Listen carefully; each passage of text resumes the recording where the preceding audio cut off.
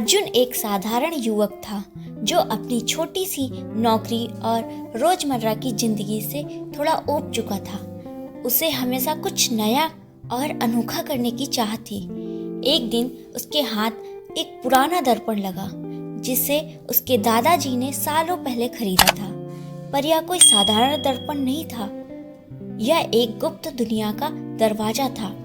अर्जुन ने जब पहली बार उस दर्पण में झांका तो उसे उसकी परछाई कुछ अजीब सी लगने लगी।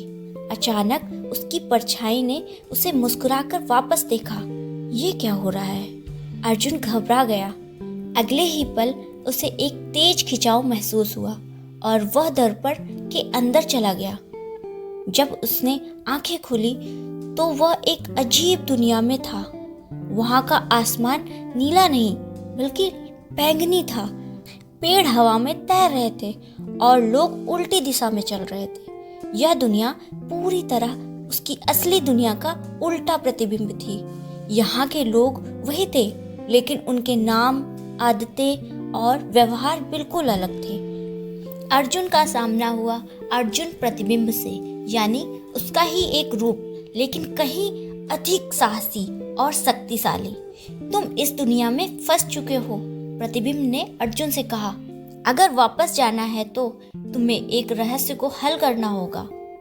अर्जुन को एक प्राचीन पुस्तक दी गई जिसमें लिखा था कि इस दुनिया से बाहर निकलने के लिए उसे 3 परीक्षाओं से गुजरना होगा। भ्रम की गली।